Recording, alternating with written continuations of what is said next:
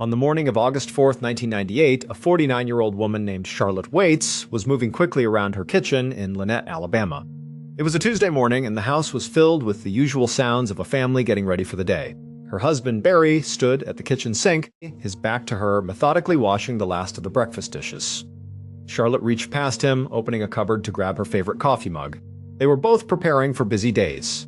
Charlotte was a well-respected administrator for the local school district, and Barry was not only the head of the local National Guard Armory, but also the acting mayor of their small, tight-knit community of about 9,000 people.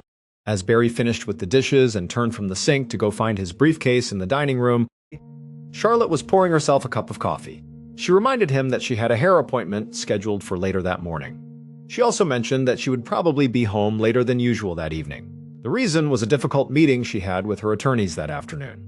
You see, Charlotte was unfortunately caught in the middle of a messy legal battle with her own cousin, a man named Wayne. The dispute was over the inheritance from her late uncle's will. Her uncle had passed away and left a significant amount of valuable land directly to Charlotte. But her cousin Wayne felt that he deserved a piece of that land too, and so he was formally contesting the will.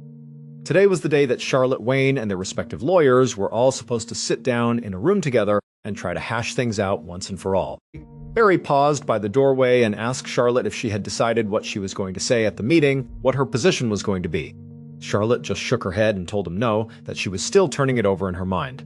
On one hand, she knew she didn't want to just give up the land that her uncle had specifically willed to her. But on the other hand, she was deeply worried about the conflict tearing her family apart over money. It was a heavy weight on her shoulders. Barry walked back over to her and put a gentle hand on her shoulder. He looked her in the eyes and reassured her that whatever happened, whatever she decided, their family would get through it together. He gave her a quick kiss on the cheek, grabbed his things, and then he left for work. Once Barry's car had pulled out of the driveway, Charlotte took a deep breath, finished her coffee, and headed upstairs. She walked down the hallway and knocked softly on the bedroom door of her 17-year-old daughter, Kara. As soon as her knuckles tapped the wood, she heard a low groan from inside the room. Charlotte slowly opened the door and peered inside. She found Kara curled up in bed, looking very tired and pale. Now, Charlotte knew this wasn't just a case of a teenager trying to get out of going to school. Kara was pregnant, and for the past several weeks, she had been dealing with some pretty severe morning sickness. To say Charlotte was not thrilled about her 17-year-old daughter being pregnant would be an understatement. But it wasn't just the pregnancy itself. More than anything, she was deeply unhappy because she absolutely could not stand Kara's boyfriend, a young man named Dave Reed. In Charlotte's eyes, Dave was nothing but trouble. He drank, he had a history of getting into minor scrapes with the law, and he just wasn't the kind of person Charlotte wanted her daughter to be with. At one point, before Kara had gotten pregnant, Charlotte and Barry had actually forbidden her from seeing Dave at all. They had laid down the law and said the relationship was over. But, like many teenagers, Kara hadn't listened. She and Dave had continued to see each other in secret, and now here they were, expecting a baby. Charlotte couldn't help but feel a deep sense of disappointment in her daughter's choices. But she was also a mother, and she knew that Kara was going to need a lot of support, not just to finish her senior year of high school, but to navigate the incredible challenge of being a teen mom. So, for the time being, Charlotte was trying her best to just keep the peace within the family. With that in mind, she stepped fully into the bedroom and softly asked Kara how she was feeling. Kara just kind of shrugged from under her blankets and said she was okay, just feeling a little nauseous again. Charlotte was sympathetic and nodded. She spent a moment tidying up some clothes in the room, and then she reminded Kara that her older sister Heather was coming home from college that night. She told Kara it would be really nice if they could all have dinner together as a family. Kara said that she had a babysitting job that would take up most of her day, but she promised she would be home in time for dinner. Charlotte was pleased to hear that.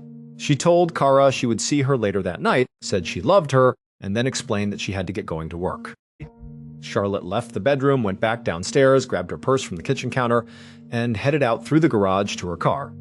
Later that same morning, around 11:30, Charlotte was driving back down her quiet, tree-lined residential street toward her house. She lived in a very respectable, upper-middle-class neighborhood where pretty much all the neighbors knew each other by name. Historically, crime in the area had been extremely low, almost non-existent. Although more recently, there had been a small string of daytime robberies in the area, which had put some of the residents on edge.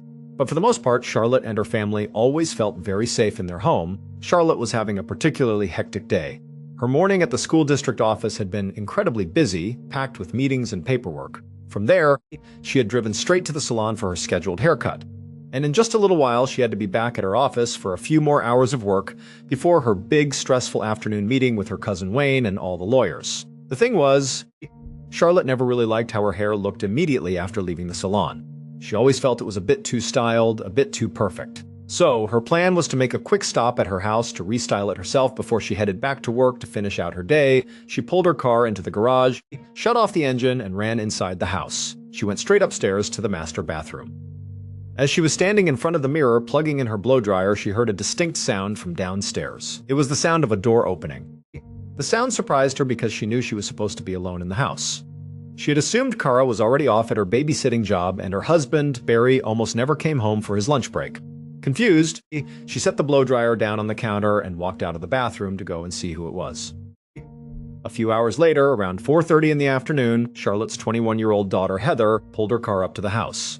She had just arrived from her college, which was located a few towns away, and she was really excited to see her parents and her sister when they all got home from work that evening. But as Heather parked her car in the driveway, she noticed something that struck her as a little odd. She saw that the main garage door was wide open, and her mom's car was parked inside. This surprised her because when she had talked to her mom on the phone just the day before, Charlotte had specifically said she probably wouldn't be home until around 6 o'clock because of her late meeting. Heather didn't think too much of it at first. Maybe the meeting got canceled, she thought. So she just grabbed her laundry hamper and a couple of big grocery bags filled with her belongings out of the back seat of her car. As she walked into the open garage to make her way into the house, she noticed something else that was strange.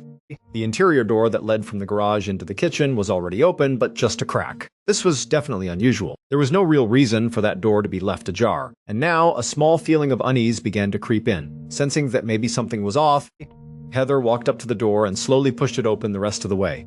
She called out, "Mom!" wanting to see what she was doing. But there was no answer. The house was silent, so Heather stepped into the quiet kitchen and set down her hamper and the bags on the floor. Then she began to walk through the first floor of the house, looking for her mom. She didn't hear her and she couldn't see her anywhere. She was just walking from room to room, calling out her mom's name. And then, as she rounded the corner into the main foyer, she saw her. Her mom was lying at the foot of the main staircase, completely still and motionless. Heather immediately ran to her mom's side, dropping to her knees and grabbing her, trying to see if she was okay. But when she touched her mom's leg, it was ice cold. A wave of panic washed over her. She scrambled back to her feet, ran into the other room, snatched the phone from its cradle, and frantically dialed 911. A few minutes later, Lieutenant Richard Carter of the Lynette Police Department was speeding down Charlotte's residential street with his lights flashing and his siren blaring. He was responding to the 911 call about a woman who had been found unresponsive. He had been very surprised when the dispatcher had told him whose house this woman had been found inside of. It was the home of the town's acting mayor, Barry Waits. As he pulled his patrol car up in front of the home, he saw a young woman come running out of the front door, crying hysterically. Lieutenant Carter quickly stopped his car, got out, and intercepted the young woman, who he would soon learn was Heather. She begged him to come inside and help her mom. So, Carter and the young woman rushed over to the house together. As they reached the front porch, he gently told her to stay outside while he went in to investigate. She complied, staying out on the front lawn, quietly weeping to herself while Lieutenant Carter stepped through the front door. And right away, just inside the foyer, he saw what appeared to be a middle-aged woman lying on her back at the bottom of a grand staircase. She was completely motionless. Nearby, the contents of a purse were strewn all across the floor. Carter immediately knelt down beside the woman and felt for a pulse on her neck, but there was nothing. Carter stood back up and began to assess the scene more carefully. The first thing he noticed was a bit of foam at the corner of the woman's mouth. His initial thought was that maybe she had suffered a seizure or some kind of sudden severe allergic reaction at the top of the stairs, lost her balance, and tragically fallen down. The fall could have killed her. But then he also noticed that there were a few distinct drops of blood on the front of her blouse. And when he looked closer at her face, he saw what were clearly scratch marks on her chin. He also saw a dark, angry-looking red mark around her neck, and in that moment, he realized this woman had not just fallen down the stairs. It was very likely she had been attacked, beaten, and potentially strangled to death. Later that day, around 5 o'clock in the evening, Lieutenant Richard Carter was carefully sorting through a pile of dirty laundry on the floor of Charlotte Waits' laundry room. For the past half an hour, he had been methodically scouring the entire house, which was now an active crime scene, looking for any possible clues. And now, he was holding 2 white towels that were dotted with reddish-brown spots that looked like blood that had just begun to dry. He called over a forensics officer and instructed him to take the towels into evidence. He couldn't be sure yet if the blood was even Charlotte's, but if it was, it could be a very important clue.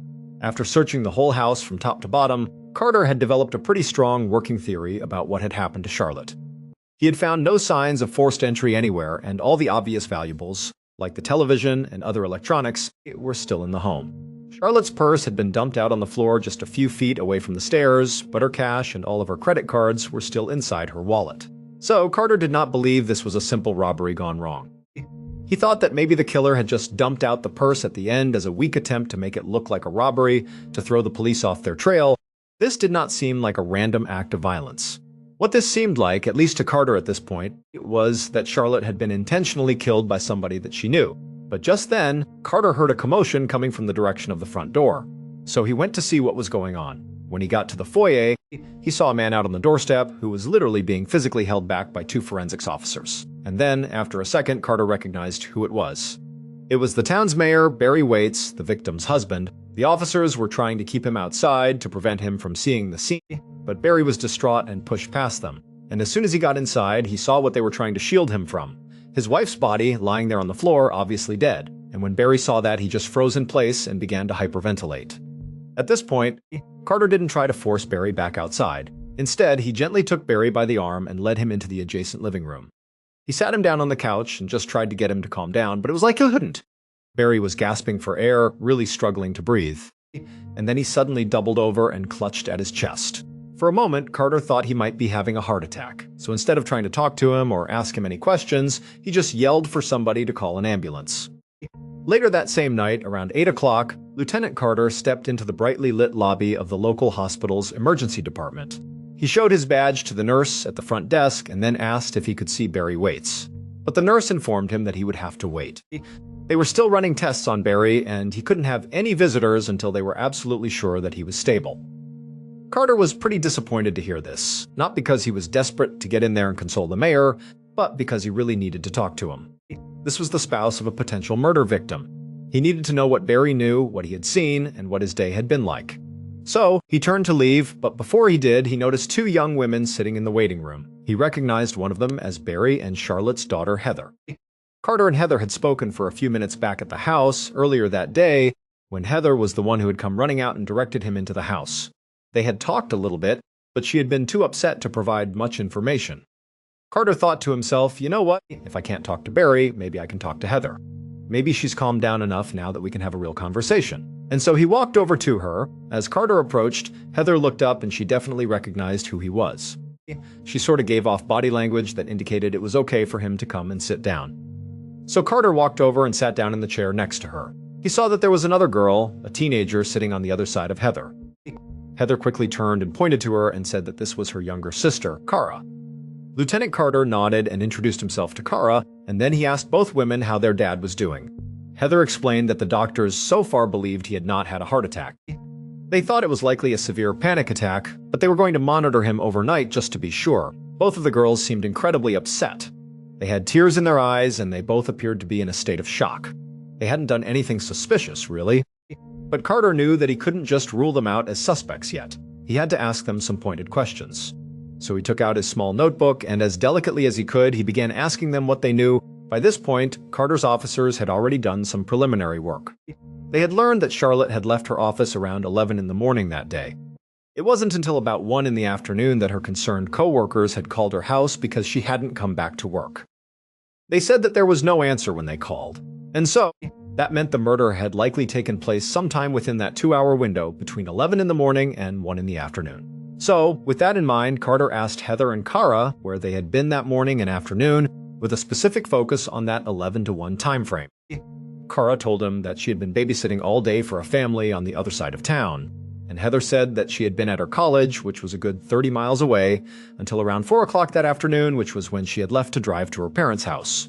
At some point, Carter asked both of them if they had any idea if there was someone out there who might have had a grudge against their mother, or who might have wanted to hurt her, or who might have been happy if something bad happened to her. And the girls immediately shook their heads and said, absolutely not. There was no one. They insisted their mom was a wonderful person, that everybody seemed to like her, and that they were a happy, normal family. They said there were no major issues that they knew of.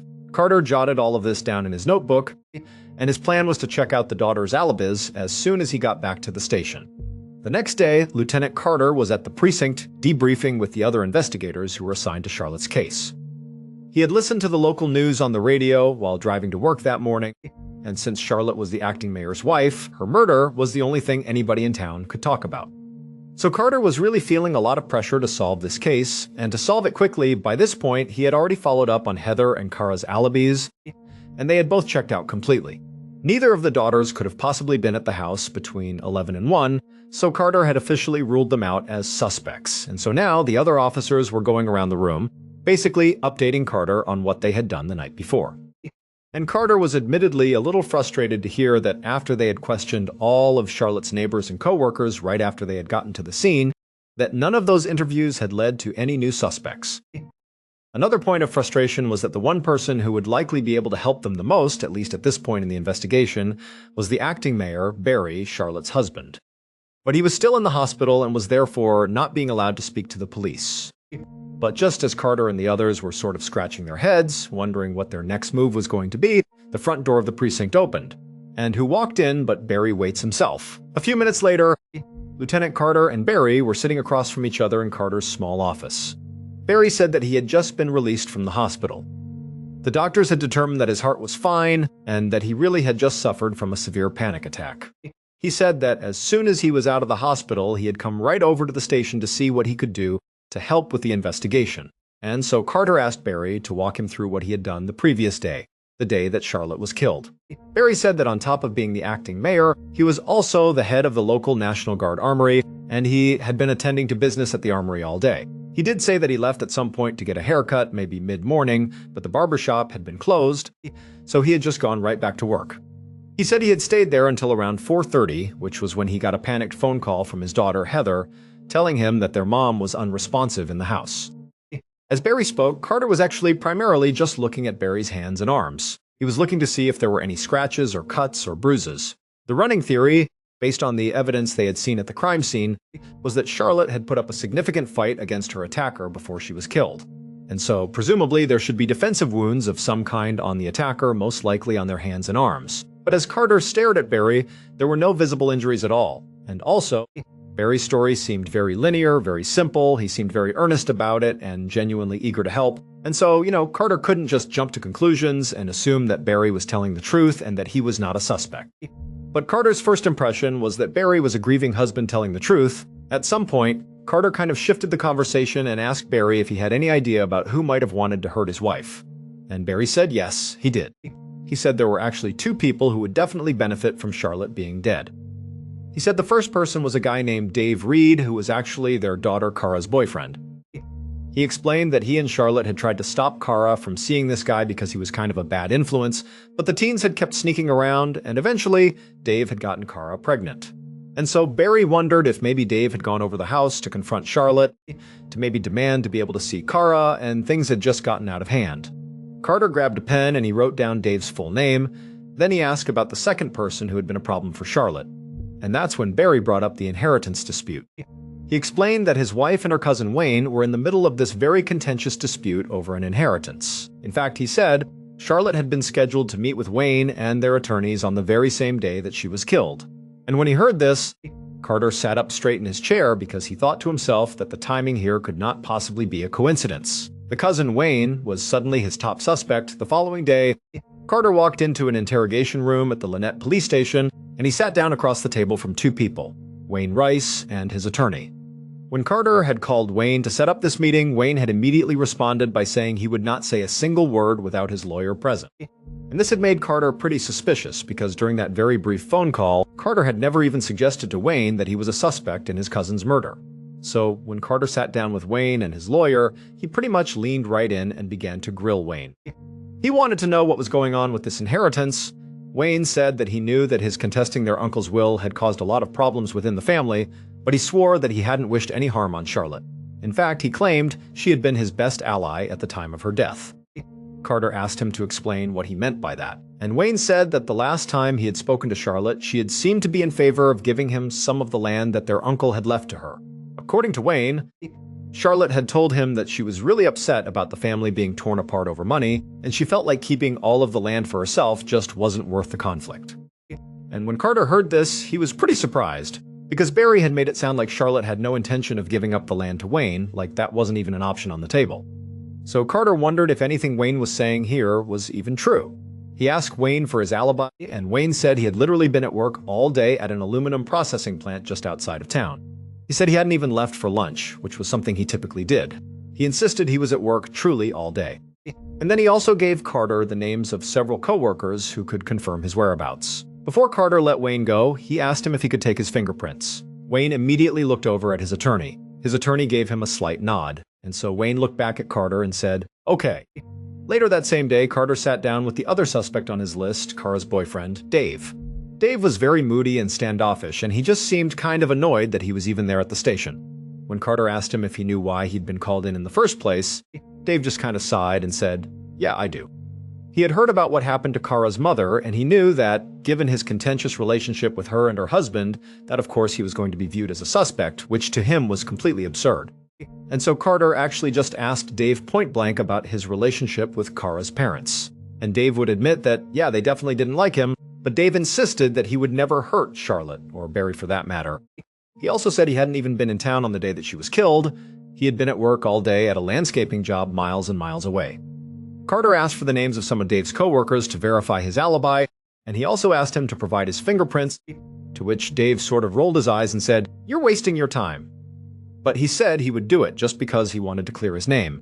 A couple of weeks later, in the middle of August, Lieutenant Carter sat at his desk, flipping through Charlotte's autopsy report, which he had just received from the medical examiner.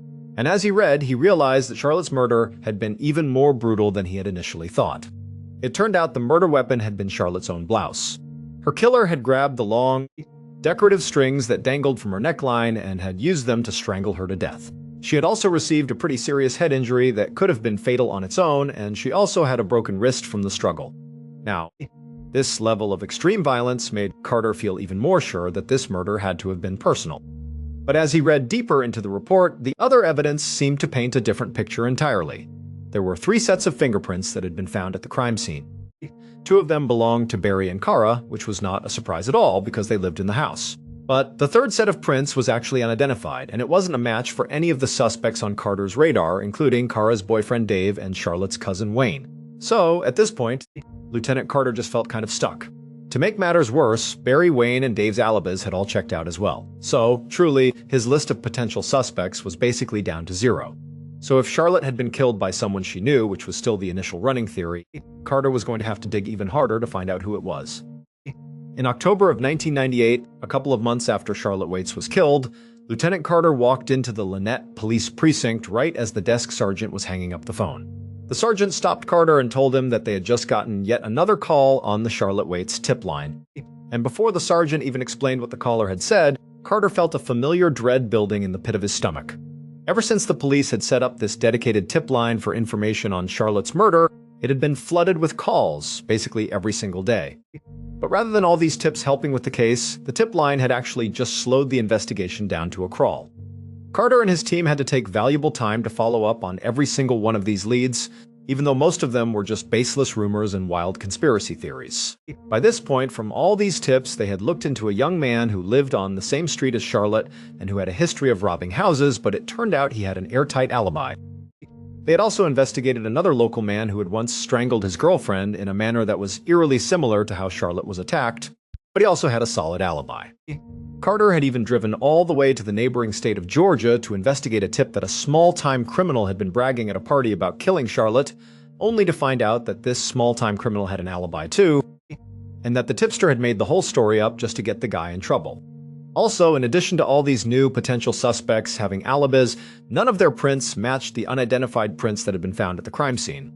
And to add even more confusion to this, a fingerprint expert had told Carter that it was actually possible that those 3rd prints could belong to a child. And so maybe they were totally unrelated to the murder altogether.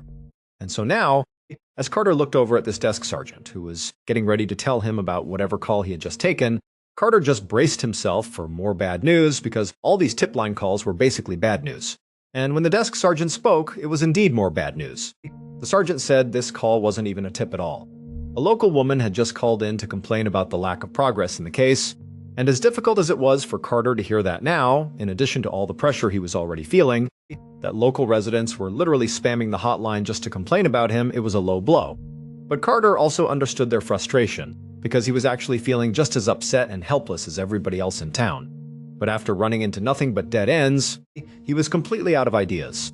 And he had a sinking feeling in his gut that unless something major changed soon, this case, unfortunately, was going to go cold, fast forward about 3 years to one morning in 2001. On this particular day, Lieutenant Carter was working at his desk when he heard a familiar sound. The precinct's tip line was ringing yet again. After that initial massive wave of tips on the Charlotte Waits case, the case had completely stalled out for a couple of years. It was basically cold. Carter had ultimately been reassigned to other cases, and Charlotte's family had just sort of been forced to try and move on with their lives without any sort of closure. Cara had her baby, and Heather had graduated from college and was working a real job. And Barry had also basically moved on with his life. He had gotten remarried and was still very much involved in local politics. And in fact, just the previous year, he had run for a term on the city council. However, during that election cycle, Barry's opponent had publicly accused him of killing his wife, Charlotte. And even though this opponent had no actual evidence to support his accusation, aside from the bizarre fact that he claimed to have had a dream about it, all the media attention from these wild accusations had totally reinvigorated the case. And so, calls had once again begun flowing into this tip line.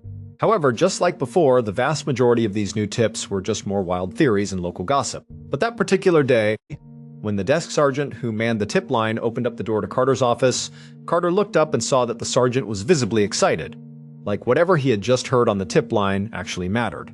And before Carter could even ask him what he had heard, the desk sergeant said that he had just spoken to 2 tipsters who clearly had some real, concrete information that they wanted to share. Information that he said was going to blow this case wide open based on that crucial tip, as well as forensic evidence and witness testimony. This is what police now believe happened to Charlotte Waits on August 4th, 1998. Around 11:30 in the morning, the killer pulled up outside of Charlotte's house, and right away, they recognized Charlotte's car parked in the open garage. And when they saw it, their heart raced with a dark excitement because they hadn't been sure that she would even be home.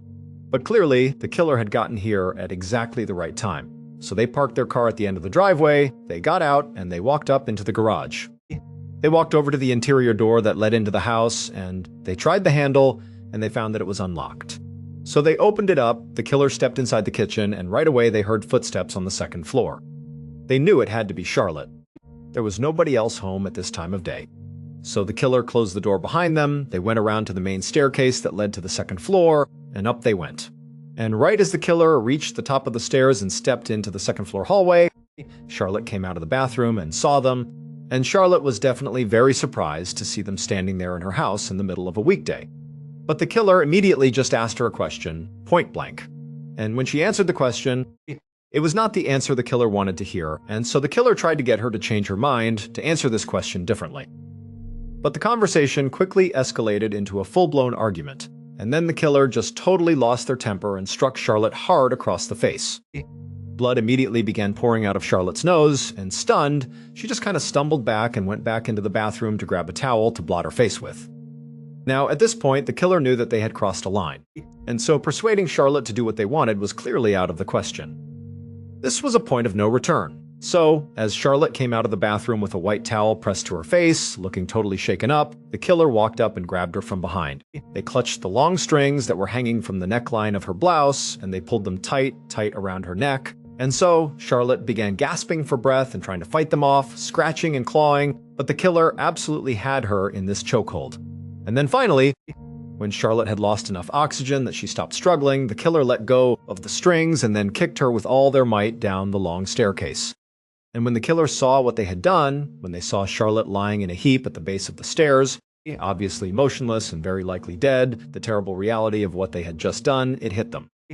And so, in a blind panic, they grabbed the bloody towel that Charlotte had dropped on the floor upstairs. They rushed down the stairs and they quickly cleaned up the rest of the blood on Charlotte's face, trying to erase any evidence of the initial struggle. Then they ran into the laundry room and dumped the bloody towels in with the other dirty laundry. Then they went back and grabbed Charlotte's purse off the nearby table and scattered its contents on the floor near her body, hoping that the police would think that this was just a random robbery gone wrong. And then after that, they fled the house, got back in their car, and hurried back to work at the National Guard Armory before anyone even noticed that they were gone. The killer was Lynette, Alabama's acting mayor, and Charlotte's own husband, Barry Waits. It turned out that Barry had secretly gotten himself into a lot of debt, and he desperately needed the full inheritance from Charlotte's uncle to pay it all off. And so when Barry went to his own home in the middle of the day and confronted Charlotte, asking her, "What do you plan to do at this meeting with Wayne? Are you going to give him some of this inheritance?" And she told him that yes, her plan was to settle and to split the inheritance with her cousin to keep peace in the family. Well, when Barry heard that, he snapped, and he killed his wife. It wasn't just because he was angry at her for her decision. It was also because he needed more money. He was thinking, okay, I'm only going to get half of this inheritance because she's giving the other half to Wayne, but if I kill her, I'll also get her life insurance policy. And then between the two, I'll have more than enough money to pay off all of my debts. However, when the insurance company went to pay out the claim on Charlotte's life insurance policy, because Barry was so early on in the investigation, clearly a suspect in his wife's murder, the company refused to pay him the money. Instead, they paid the insurance money directly to their two daughters, Heather and Cara. But a couple of years later, Barry, still desperate for money, tried to get his hands on it by tricking his own daughters into signing the money over to him. But when Heather and Cara realized what their father was trying to do, they finally saw him for what he truly was. And so it was the daughters, who were the tipsters, who finally broke this case wide open. They told Lieutenant Carter everything they knew about their dad's very suspicious behavior around the time of the murder, along with his clear financial motives. They also told him that their father had intimidated them into hiding information from the police, and that he had even called in fake tips himself to try and redirect the investigation away from him. Barry Waits was arrested in February of 2006, and 9 months later, he was found guilty of first-degree murder. He was sentenced to 40 years in prison. The two daughters, Heather and Cara, had to make the unimaginable choice to turn in their own father, all to get justice for the mother that he had stolen from them. They lost both of their parents on that terrible day in August, one to violence, and the other to his own greed and deception. Thank you so much for watching. Let me know what you thought of today's episode in the comments. And remember, we have a whole playlist of true crime episodes ready for you to binge right now. Until next time, see ya.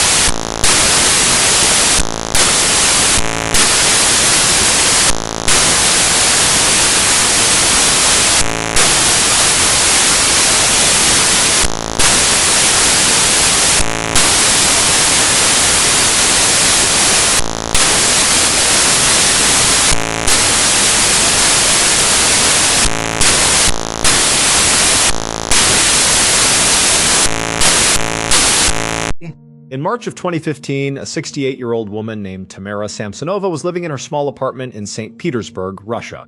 The building was old and her home was in a state of disrepair, so she had finally saved up enough money to have some major renovations done. Workers were coming in to tear down walls and redo the plumbing. It was going to be loud, dusty, and generally unlivable for a few weeks. Tamara didn't really have anywhere else to go. Her family was either distant or had passed on, and she lived a fairly solitary life.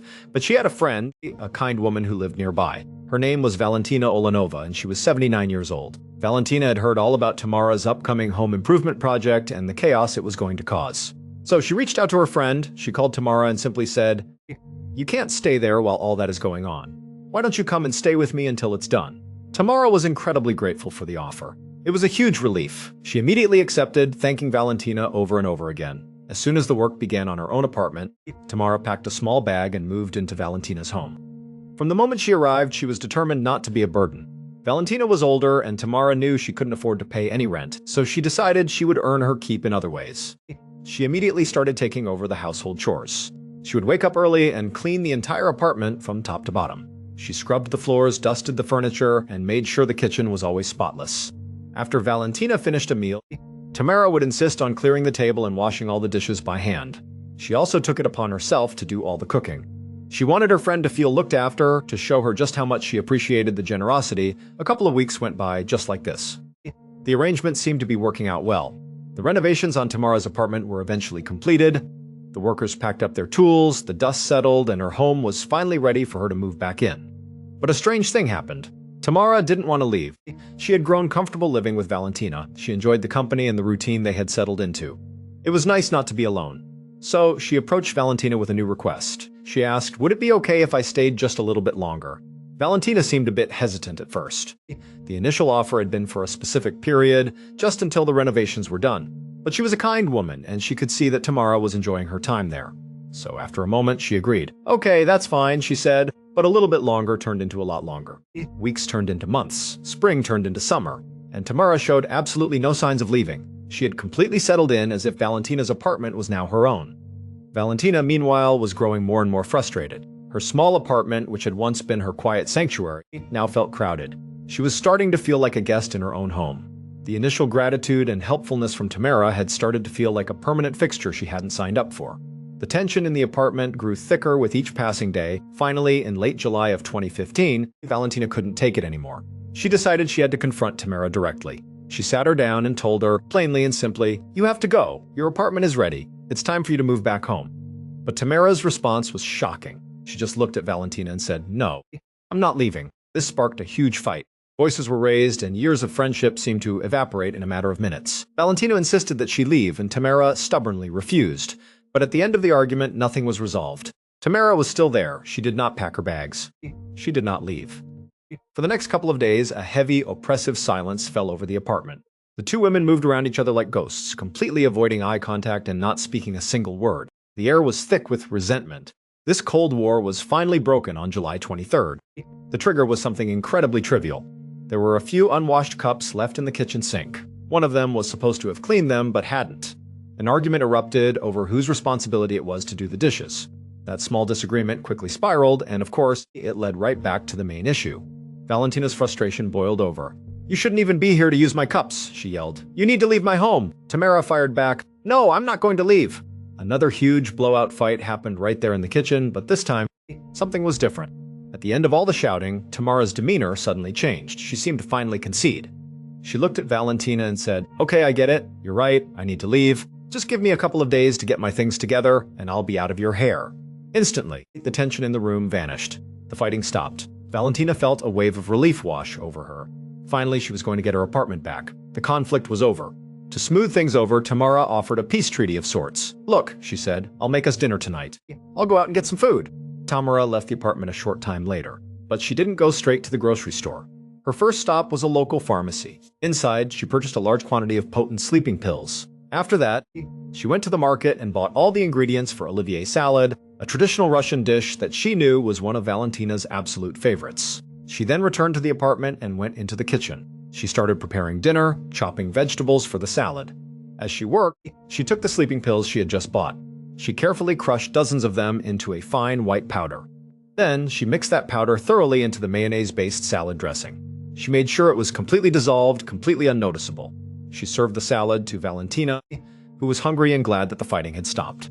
Valentina ate the entire portion, not noticing anything unusual about the taste or texture. As soon as Tamara was certain that Valentina had eaten the whole salad, she cleaned up the dinner plates, said goodnight, and went up to her room.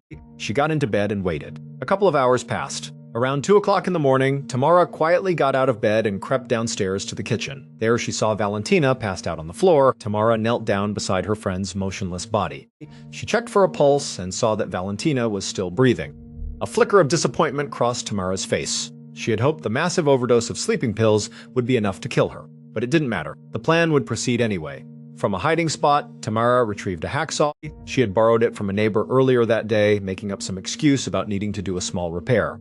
Now, in the dead of night, she stood over her unconscious friend and began the gruesome task of butchering her body. She was methodical and precise. As she cut Valentina into pieces, she took special care with one particular part of the body. She carefully removed the lungs, making sure not to damage them. It turns out human lungs were Tamara's favorite food. She took Valentina's head and placed it into a large pot of water on the stove and began to boil it. The rest of the body was dismembered into the smallest pieces she could manage. She wrapped the pieces in an old shower curtain and then placed them into various plastic bags. While the head and lungs cooked on the stovetop, Tamara began the long process of disposing of the evidence.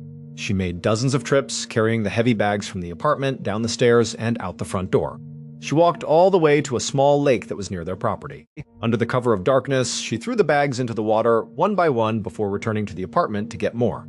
Some of the larger parts, like Valentina's hips and legs, were apparently too heavy for her to carry all the way to the lake. So, for those, she took a different route, dragging them to a nearby patch of forest and leaving them there. Tamara's final trip was the most surreal. She carried a big silver cooking pot out of the building. Inside of it was what was left of Valentina's head after Tamara had finished eating most of it. 4 days passed. On July 27th, a young couple who lived in the same apartment complex as Tamara and Valentina were out for an evening walk with their dog near the lake. As they strolled along the path, their dog suddenly took off running. It stopped in front of a large, bulky bag that had washed up near the shore. The dog started sniffing it intensely, pawing at it, and trying to get it open. The couple called for their dog to come back, but it wouldn't budge. It was completely fixated on the bag. Curious, the owners walked over to see what had captured their dog's attention. They poked the bag with their foot and could tell it was very heavy. Hesitantly, they managed to pry it open. Inside, they found a human torso. It was Valentina's. When the police arrived, their first stop was Valentina Olenova's apartment. They knocked on the door, and to their surprise, it was opened by Tamara. They were very sensitive with her at first. They explained that her friend, her roommate, had been found deceased and that they needed to search the apartment as part of the investigation. Tamara's reaction was chilling. She was completely indifferent. She showed no emotion, no sadness, no shock. It was as if she had been expecting this day to come. She just stepped aside and let them in without any protest. During the search, it didn't take long for the officers to find evidence. There were traces of blood all over the bathroom and in the kitchen. They found the hacksaw she had used, still stained with blood, and then they found Tamara's personal diary. It was sitting on a small table next to a book about black magic and the occult. The police began to read the diary, and they were horrified by what they found. It contained meticulous, handwritten notes detailing the ritualistic killings she had committed over the past 20 years. There were 14 of them in total. The diary entries revealed that almost all of the murders were motivated by Tamara's desire to cast spells she was learning about from her black magic books. Apparently, many of these spells required human flesh or other human body parts as components. So, she would kill these people, use their bodies for her rituals, and then afterwards she would consume them. This part, the cannibalism, had nothing to do with the spells. She did it simply because she liked the taste of people with a particular fondness for human lungs. The police arrested Tamara on the spot. She didn't put up a fight. She calmly admitted to everything. "Yep, you got the right person," she said. "I did all of this." While Tamara was on trial, she seemed to be in a great mood, almost euphoric. She was seen smiling and blowing kisses to the reporters in the courtroom. It was a bizarre spectacle. At one point, she addressed the judge directly, saying, "I hope you give me a really severe punishment. I expect to die in prison." It was like she was completely out of touch with reality, or perhaps she just knew her life as a free person was over and she simply didn't care anymore. Tamara, who was quickly nicknamed the Granny Ripper by the newspapers, was found guilty and given a life sentence. To this day, she remains in prison. Surveillance footage was later released showing an elderly woman, identified as Tamara, carrying heavy black bags out of her apartment building in the middle of the night, and other shots showed her bizarre, cheerful demeanor during her trial. Sometimes a person's intuition can save them from a terrible fate, even when they don't know why. There was a man who, after spending 21 years in the U.S. Army, retired and moved to a quiet part of Central Florida with his wife and young son. He had a military pension coming in, and his wife still worked a full-time job, so they were financially comfortable. But after a few months of retirement, he found himself getting incredibly bored. He was used to being active, to having a purpose every day. And so, he decided to get a simple, low-stress job just to stay occupied. He ended up taking a position as a night clerk at a gas station on the highway.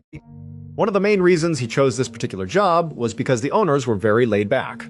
They didn't mind if he had company, so he could bring his son along with him to hang out during his shifts. For years, that's just how it went. The man would work his shifts at the gas station, and his son would tag along. Even as the son grew into a teenager, when you'd think he'd want to be doing other things with his friends, he still came to the gas station. The town they lived in was so small and remote that there was almost nothing else for a teenager to do.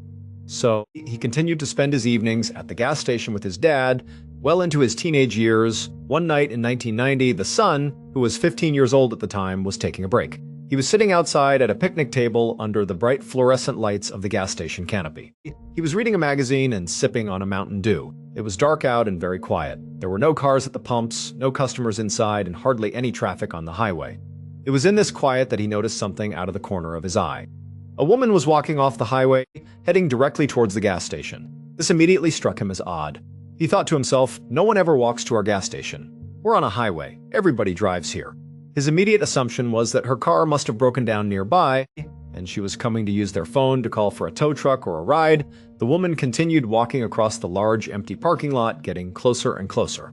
The boy had turned his attention back to his magazine, but he later said he kept looking up, keeping an eye on her. There was just something about her that felt a little off, though he couldn't put his finger on what it was. The woman walked right past the picnic table where he was sitting. She didn't acknowledge him, didn't say hello, just walked straight through the glass doors and into the gas station. She began to walk up and down the aisles. From where the boy was sitting, he had a clear view inside. He could see his father standing behind the counter, and he could see the top of the woman's head as she moved between the shelves. As soon as the woman was inside, pacing the aisles, the boy put his magazine down and just watched. He noticed that she wasn't really shopping. She would glance down at the items on a shelf for a few seconds, but she never picked anything up. She didn't seem interested in buying anything. Every few moments, she would look up towards the counter where his father was and just stare at him. Then she'd look back down and continue her slow walk through the store. After a few minutes of this, the woman seemed to abandon the pretense of shopping and just walked directly up to the counter. There was nobody else in the store, and with the door propped open for the warm night air, the boy could hear their conversation fairly clearly. The woman told his father that her car had broken down and she needed a ride. She asked if he could please drive her to Ocala, which was the next big town north of their location. The boy would later say that his father's reaction was very strange. Normally, his dad was incredibly pleasant with all the customers. He was a chatty, friendly guy who would talk to anyone who came into the store, but with this woman, his dad's tone was dismissive, almost rude. When she asked for a ride, he just said flatly, "No, I won't give you a ride." The woman was clearly annoyed by how quickly he had shut her down. But instead of just taking no for an answer, she turned and looked through the glass at the boy sitting outside on the bench. He was looking right at her. She pointed a finger at him and said to his father, "What about him? Is he your son? Can he give me a ride?" The boy saw his father, who was out of the woman's direct line of sight, look at him and shake his head firmly. The message was clear: no, whatever she wants from you, you're going to say no to it. The boy was a bit confused by all this. He was still trying to understand why his dad was so against helping this woman. She seemed like she was in trouble and needed help. But he trusted his father's judgment. He knew that if the woman came outside and asked him directly, he would follow his dad's silent instruction and say no, but it never came to that. The boy's father said to the woman in a firm voice, "No, my son's not going to give you a ride. You need to leave here immediately. Do not come back. Leave. We're not going to help you." The woman was furious. She started cussing at his father, then stormed out of the gas station, slamming the door behind her. As she walked away, she started cussing at the boy, too. She walked back towards the highway, turning around every few feet to flip them off and scream profanities at them. The dad came out and stood next to his son, watching her until she disappeared into the darkness. The boy turned to his dad and asked, what was her deal? Why did that happen? Why didn't you want to help her? And his dad just shook his head and said, I don't know. There was just something off about her. I can't explain it, but I did not want her around you. I knew I didn't want to give her a ride. I just knew she had to go. A year went by. One evening, the boy was in his room at home when he heard his dad yelling from the other room, "Come in here! Come look at the TV, quick!" He ran into the living room, and on the television screen was a news report, and on the screen was the face of the same woman from the gas station. Her name, the news anchor said, was Eileen Wuornos. She was a serial killer who had been terrorizing Central Florida, picking up her male victims at gas stations along the highway. It's unclear if the boy or his father were intended to be her next victims that night. But by the time she had shown up at their gas station, she had already murdered 4 men. And following her interaction with them, she had gone on to kill 3 more, including a man in Ocala, Florida, the very town she had asked them to give her a ride to. Eileen had finally been caught, which is why she was on the news. She was later tried, convicted, and sentenced to death. The boy and his father just stood there, staring at the screen, realizing how close they had come to a monster that night and how a father's unexplainable gut feeling had saved both of their lives. In the early evening of May 7, 2008, a 65-year-old woman named Zvonka Telemakaska was in the kitchen of her apartment in the small southeastern European city of Kosovo. Kosovo is a quiet, remote place nestled at the base of a huge mountain in northern Macedonia. It's a beautiful town, but very little of note ever happens there. Zvonka made her living as a cleaning lady. She worked hard cleaning houses for wealthier families in the area, but on this particular day, she had the day off. So she was just relaxing at home, waiting for her adult son, Zoran, to come home so they could have dinner together. It was a beautiful, warm spring evening, and Zvonka had the kitchen windows open as she moved about, preparing herself a small snack. At some point, as she was doing this, she heard her phone ring. She picked it up and answered. It was one of her friends on the other line, but her friend's voice sounded strange. It was strained and panicked. Her friend asked Zvonka if she was paying attention to the news, if she had the radio or the television on. Zvonka said, "No, why? What's wrong?" Her friend then told her that there was a breaking news story all over the local channels. There had been a huge, terrible traffic accident right there in their town. And then, the friend delivered the devastating news. Zvonka's son, Zoran, the son she was waiting for to come home, was apparently involved in that accident. Zvonka let out a strangled cry. She dropped the food she was preparing onto the counter and, without a second's hesitation, turned and ran out the front door of her apartment. As she burst outside, her neighbor, who happened to be standing outside their own apartment, saw her and called out, "Hey, is everything okay?" Zvonka, who was already running down the walkway towards the road, just blurted out to the neighbor that her son was hurt and that she was going to the hospital. The neighbor watched as Zvonka continued to run, not slowing down, until she turned a corner at the end of the street and disappeared from sight. Zvonka didn't own a car, so she was literally running to the hospital to get to her son. A little while later, that same neighbor who had watched Zvonka run off heard a knock on their door. The neighbor went to the door and opened it. They were completely shocked by who they saw standing on the doorstep.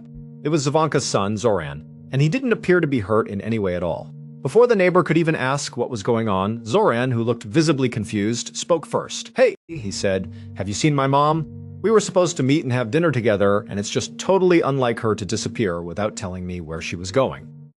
The neighbor just stared at Zoran for a second, trying to process this bizarre situation. Then the neighbor said, "Wait a minute, Zoran.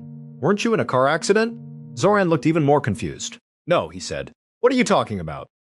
The neighbor then explained what had happened just a short time earlier, how they had seen his mother run out of her apartment in a panic, saying that her son had been in an accident and that she was running to the hospital. Zoran was just as mystified by this as the neighbor was. He immediately pulled out his phone and called the local hospital to see if his mother was there. But when the hospital staff answered, they told Zoran 2 things. First, his mother was not there. She hadn't been there all day. And second, while they had also heard some vague reports about a car accident in town, there had been no accident victims brought to the hospital at all that day. By the end of the night, Zoran had no idea where his mother was or what was going on with this strange car accident story. He did the only thing he could think of. He went to the police and reported his mother, Zvonka, missing. 9 days later, on May 16th, Zvonka was still missing. The police had no new leads, no suspects, nothing. It was as if she had just vanished into thin air. On that day, a 56-year-old local reporter named Vlado Taneski, who happened to live not far from Zvonka, received a phone call. It was one of his confidential sources inside the police department. The source told him that Zvonka had just been found. This information was not yet public, and unfortunately, Zvonka was dead. Her body, which had been brutally beaten, strangled, and stabbed, had been found wrapped in plastic sheets and dumped in an illegal trash heap not far from the town's football stadium. The source also told Vlado that when her body was searched, she still had her wallet and jewelry on her. This seemed to rule out the possibility that it was a robbery gone wrong. However, when police did their initial background check on Zvonka, they found she was just a poor, elderly cleaning lady. She had no known enemies, no criminal connections, no secret life. It made no sense that she would be the victim of such a brutal and personal murder, one that clearly wasn't motivated by money. Vlado thanked his source for the information and hung up the phone. His source had sounded genuinely shocked and disturbed by the murder, but Vlado felt something different. He wasn't just shocked, he was suspicious. He felt like something about this case was just off. On the surface, Zavanka appeared to be this simple, harmless woman. But maybe that wasn't the whole story. Maybe she was leading a secret life that got her killed. Or maybe she had stumbled upon something she wasn't supposed to see. Vlado didn't know for sure, but his journalist instincts were telling him there was a much bigger story here and it needed to be investigated. Now, Vlado had a reputation in Kosovo for being an aggressive and fearless journalist.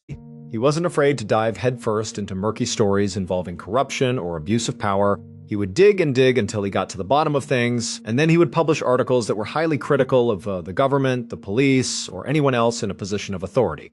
As a result of this approach, over his 30-year career, Vlado had been threatened with violence many times for things he had written or was investigating. But even though he knew that digging into Zavanka's murder could once again put him in a dangerous position, he felt it was his responsibility as a journalist to pursue the truth. Feeling determined, Vlado grabbed his notebook and pen, walked out the front door of his house, and made the short walk over to Zavanka's apartment building. When he got there, her son Zoran answered the door. A few minutes later, Vlado and Zoran were sitting together in Zavanka's kitchen, and Zoran was telling him everything that had happened. He recounted how he had come home for dinner only to find his mom wasn't there. He told Vlado about the conversation with the neighbor and the bizarre, non-existent car accident that had sent his mother running into the night. As Zoran spoke, Vlado took meticulous notes, asking lots of follow-up questions. By the end of the interview, when Vlado felt he had learned everything there was to know about Zavanka, he believed he had a pretty good working theory as to what had really happened to her. And the key to his theory was something Zoran had told him about his mother's profession. She was a cleaning lady. It took Vlado a couple of days to put his story together.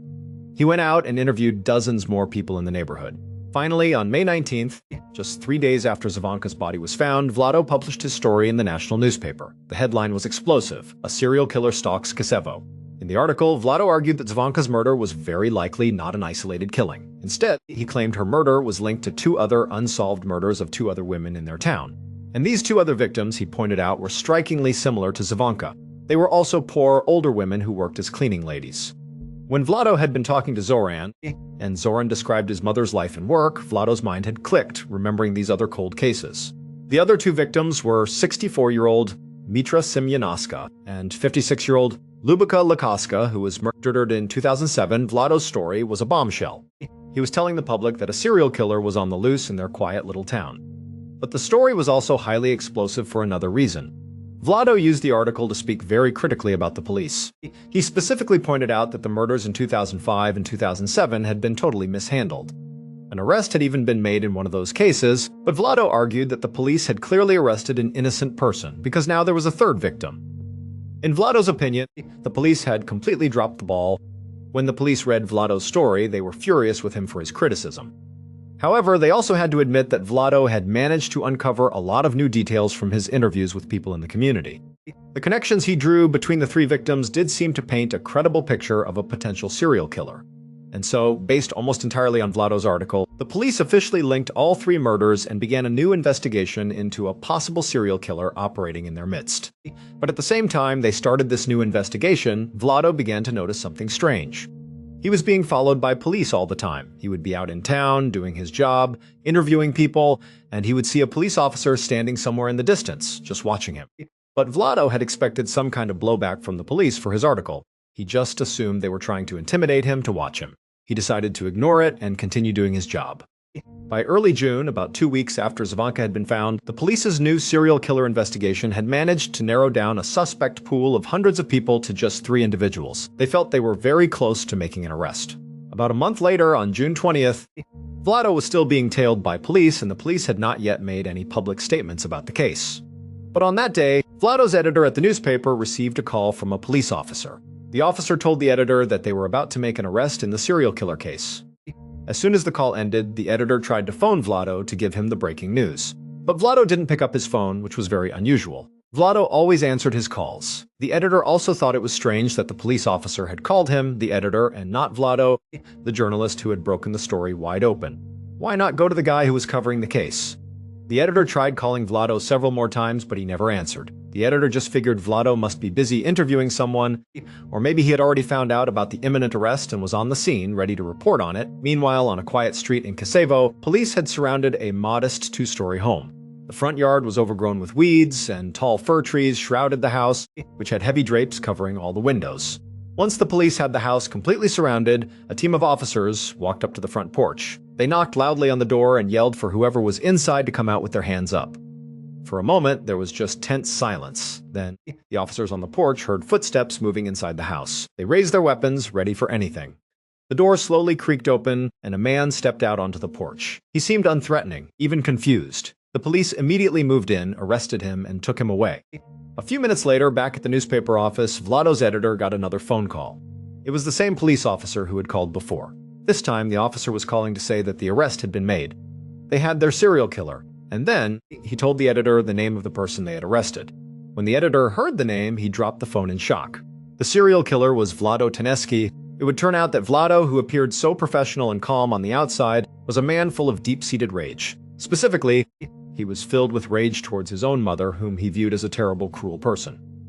After his mother died in 2002, Vlado became obsessed with the idea of getting revenge on her, even though she was already dead. The twisted way he decided to do this was by killing random women who looked and lived a lot like his mother. They were poor, they were older, and they were cleaning ladies. His three victims, Mitra in 2005, Lubika in 2007, and Zavanka in 2008, had all personally known Vlado's mother. Vlado had used that connection to gain each of his victims' trust. Once he had their trust, he would lure them to a secluded place where he would strangle, stab, and beat them to death. In his explosive newspaper article, Vlado had lied about a number of key details just to throw the police off his trail. For example, he completely made up a witness who claimed to have seen Zavanka get into a car with two men right before she vanished. This was a total lie, designed to confuse the police and send them looking for two non-existent men. Vlado had also been the one to plant the fake story on the radio about Zavanka's son Zoran being in a terrible accident. He had called the radio station, and because he had previously worked there, they trusted him and broadcast the story without fact-checking it. That broadcast was an intentional, calculated trap set by Vlado to lure Zavanka out of her house, making her vulnerable so he could abduct and kill her. But what ultimately got Vlado caught was his own arrogance. In the very article he wrote to cover his tracks, he included some very specific details about the murders that the police had not released to the public. For example, Vlado wrote that all three women had been strangled to death with telephone cords and that the cords had been left at the scenes. This was a detail that only the police and the killer could have known. When the police read this in his article, they became extremely suspicious of Vlado. They realized he might not just be a good journalist, he might be the murderer. So, when Vlado thought the police were tailing him to intimidate him, they were actually trailing him because he was their prime suspect. Eventually, they covertly obtained a DNA sample from Vlado, and it was a match to evidence found at the crime scenes. Their suspicions were confirmed. He was the killer. After Vlado's arrest, he was immediately charged with 2 of the 3 murders, and police were preparing to charge him with the 3rd. They were even investigating a possible 4th victim. But on June 23rd, just 3 days after his arrest, Vlado died in his jail cell in a way that made no sense. He had somehow drowned in a small bucket of water inside his cell, while 3 other cellmates were in there with him. All of them claimed they didn't see or hear it happen. Officially, Vlado's death was ruled a suicide. And after his death, all of the murder investigations were closed. In the late winter of 1985, a Canadian border security guard was on duty at the crossing between New York State and Ontario, Canada. As he stood in his booth, looking out at the long line of cars waiting to cross, he felt a huge weight of responsibility. For him, the job was about more than just checking passports and asking about duty-free items. It was about being a gatekeeper, about making sure that dangerous criminals from the United States didn't slip across the border and into Canada. And on this particular day, there was one specific dangerous criminal he was on high alert for. His name was Alex Mangold. He was 30 years old. A few days earlier, Alex Mangold had been pulled over by a police officer during a routine traffic stop near New York City. During that stop, something went terribly wrong. Alex had somehow managed to get the officer's gun and had shot the officer in the head, killing him instantly. Alex then fled the scene and had been on the run ever since. Law enforcement was deeply concerned. New York was only about a 6-hour drive from the Canadian border. It was very possible that Alex would try to escape into Canada to avoid being captured, and so a bulletin had been sent out to all law enforcement and border security on both sides of the border. They were all on the lookout for Alex Mangold, a 30-year-old white man with thinning brown hair and a wispy mustache. All day long, that Canadian border guard scrutinized every single person who drove up to his checkpoint. He looked closely at every driver, every passenger, searching for any resemblance to the man in the wanted poster. He saw a family on their way to visit relatives. He saw a young couple who said they were on their honeymoon. He saw a man whose car was packed to the roof with camping supplies. He saw a middle-aged woman who was traveling alone. He saw all these different people from all walks of life, but none of them looked anything like Alex Mangold. By the end of his long shift, after checking dozens and dozens of cars, he felt confident that the dangerous cop killer had not managed to slip through on his watch. He clocked out and went home. A few days later, on March 2nd, a police officer was patrolling the parking lot of a shopping mall in Ontario, Canada, about an hour-and-a-half's drive from the border. As he made his rounds, he noticed a white Toyota that had been sitting in one spot for quite a while, just loitering. He decided to drive over and check it out. When he got closer, he looked inside the car and saw someone sitting in the passenger seat. It was a white man, probably in his early 30s, with thinning brown hair and a wispy mustache. The officer immediately recognized him. It was the wanted fugitive, Alex Mangle. The officer grabbed his radio and called for backup. Then he parked his cruiser, got out, and with his gun drawn, he carefully approached the white Toyota. As he got near the passenger side door, the man inside turned and saw him. Instantly, the man jumped into the driver's seat, started the car, and the Toyota screeched out of the parking lot. The officer sprinted back to his own car and took off in pursuit. Before long, it seemed like the entire police force in the area had joined the high-speed chase. They managed to funnel the speeding Toyota into a dead-end street. The car crashed into a stop sign, and the man with the thinning brown hair and mustache jumped out. Everyone could see it was him. It was Alex Mangle. He didn't put up a fight this time. He was surrounded and quickly taken into custody. Law enforcement was relieved to finally have this dangerous man off the streets. But they were also baffled by one major question. How did Alex Mangle get into Canada? The border was on high alert. Every guard was looking for him. How did he get past them? The police had no idea until they searched the white Toyota that Alex had been driving. It turned out that on the night Alex shot and killed the police officer, he had fled into a wooded area and hidden there overnight. The next day, he was walking around and happened to pass by a commercial building. He saw a middle-aged woman named Beverly Capone come out of the building by herself and walk towards her car. Alex approached her, abducted her at gunpoint, and forced her to drive to an isolated cabin he knew about deep in the woods. Once they got there, he murdered her. After she was dead, he did something truly monstrous. He stole her clothes and put them on. Then, he cut off her face and her scalp, and he put those on as well. He was literally wearing her skin and her hair as a disguise. He got into her car, that white Toyota, and he drove all the way up to the Canadian border. Incredibly, he got through the checkpoint without anyone suspecting a thing. That border guard who had been so diligently checking every car for Alex Mangle had, in fact, seen Alex Mangle. He just didn't recognize him, because Alex Mangle was disguised as Beverly Capone.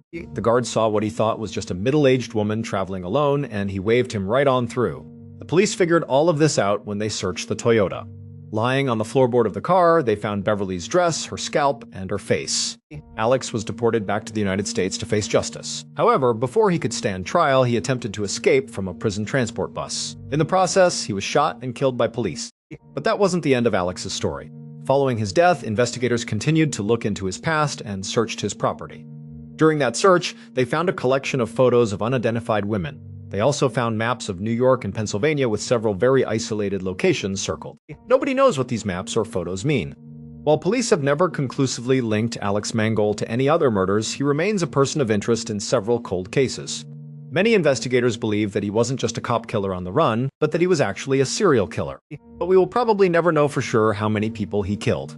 He took all of his secrets with him to the grave. On the morning of February 2nd, 2012, a young man pulled his car off a 4-lane highway in Anchorage, Alaska, and into a large, snowy parking lot. He drove past dozens of parked cars until he reached a small, standalone shack painted a bright teal color. This was a popular drive-through coffee shop called Common Grounds, and the young man worked there as a barista. After he parked, he walked up to the white employee entrance door at the back of the little building. He took out his key and went to unlock it, but as he turned the key, he realized the door was already unlocked. He found that a little strange. He knew the person who had worked the closing shift the previous night. She was an 18-year-old named Samantha Koenig. She had only been working at Common Grounds for about a month, but she seemed very responsible and had never made a mistake like forgetting to lock up before. The young man shrugged it off. People make mistakes, he figured, and he pushed the door open and went inside. Right away, he noticed that several things seemed out of place. The small interior of the kiosk was messy. It looked like Samantha must have left in the middle of her shift without even starting her closing duties. There were napkins scattered on the floor, cleaning towels were left out on the counters, and used cups were still sitting by the espresso machine. As the young man walked over to the cash register to get it ready for the day, he tried to run through scenarios in his head. Maybe she had a family emergency and had to leave in a hurry. He reached down with his key to unlock the register, and just like the front door, it was already unlocked. When he pulled the cash tray out, he saw that all the money was gone. And that's when he knew they had been robbed. He immediately picked up the phone and called his boss. The night before, Samantha had made plans with her boyfriend, Dwayne. She had asked him to pick her up after her shift at Common Grounds. Dwayne had gotten held up at his own job, so he didn't arrive at the coffee kiosk until about 8:30 p.m., a full 30 minutes after her shift was supposed to have ended. When he pulled into the parking lot, he looked around but didn't see Samantha anywhere. The coffee shop itself was completely dark. It looked like it had been closed up for the night. Dwayne got out of his truck into the freezing cold Alaskan air and walked up to the service window of the kiosk. He pressed his face against the glass and peered inside, but it was empty. There was nobody in there. Dwayne's mind immediately went to the fight they'd had earlier that night over text message. Samantha had accused him of cheating on her. He had been dismissive about it, which had only made her more upset. It had turned into a really ugly argument. So, as Dwayne walked back to his truck, he thought to himself, maybe Samantha was still angry and just didn't want to see him. Maybe she had called her father or a friend to come pick her up instead just to avoid him. He got back into his truck and sent a text message to Samantha asking if she was okay and if she had gotten a ride home. But after several minutes passed with no response, Dwayne started to worry. Even though they were fighting, he still cared about her deeply. He decided he had to go by her house, just to make sure she was there and that she was safe. A few minutes later, he pulled up to her house and knocked on the door. Her father, James, answered. Dwayne explained that he hadn't seen Samantha after her shift and was just checking to make sure she had made it home okay. But James told him she wasn't there. He said he hadn't spoken to her and had no idea where she was. The two men went into James's kitchen and sat down at the table. They both started calling and texting Samantha, trying to get a hold of her. After a couple of minutes, Dwayne's phone lit up. It was a text message from Samantha's number. The message made it clear that she was still very upset with him about their fight. She said that she needed some time to think and that she was going to stay with some friends for a couple of days. The message ended by asking if he, Dwayne, would please let her father know where she was. Dwayne showed the text message to James. Samantha's father read it and felt a knot of dread in his stomach. This was very uncharacteristic of his daughter. James had raised Samantha on his own since she was 2 years old, and they were extremely close. They told each other everything. It made no sense that she wouldn't contact him directly to tell him she was going to be with friends for a few days. And it made even less sense that she would be ignoring all of his worried phone calls and texts. The two men stayed up late into the night, calling and texting her, hoping for another response, but she never texted back. The following morning, when neither of them had heard anything more from Samantha, James went to the Anchorage Police Department and filed a missing person report for his only daughter. After receiving the report, an officer with the Anchorage Police called the owner of the Common Grounds coffee shop to ask about Samantha. As it turned out, the owner told the officer that they had just received a call from their morning barista, who had informed them that the kiosk had been robbed overnight and that no one had been able to get in touch with Samantha. The owner promised the police officer that as soon as they could get the security footage from the previous night, they would send it over to the department. While the police waited for the footage, some officers started calling Samantha's friends and other family members, but no one had seen or heard from her. Other officers went to the Common Grounds kiosk to investigate the scene. They found no signs of a struggle either inside or outside the small building. They also found a silent panic button installed under the counter, which had not been pressed. And so, even though Samantha's father insisted that her final text message seemed strange and out of character, the police began to operate under the theory that Samantha herself had robbed the kiosk and then had run away on her own accord. But one thing still confounded them. How did she physically get away from the coffee shop? She didn't have a car that night, and the weather was far too cold and miserable for her to have just walked away. Anchorage is not a very walkable city, especially at night in the middle of winter. And if she was really just taking a few days to be with friends, why did none of her friends know where she was? This question was answered later that day when the owner of the coffee shop sent over the security footage. The footage, which had no audio, began at around 8:00 p.m. on the night Samantha went missing. It showed Samantha inside the kiosk, working alone. She seemed cheerful and was busy serving customers. At some point, someone who is just outside the camera's range comes up to the service window and orders a drink. Samantha turns to them, acknowledges their order, and then turns back to the espresso machine to make it. After she's finished, she turns back to the window to hand the drink to the customer. But in that instant, her entire body language changes. She immediately steps back and puts her hands up in the air. A few seconds later, she reaches over and turns off the lights inside the kiosk. Then, she gets down on her knees with her back to the window. She stays in that position, motionless, for about a minute.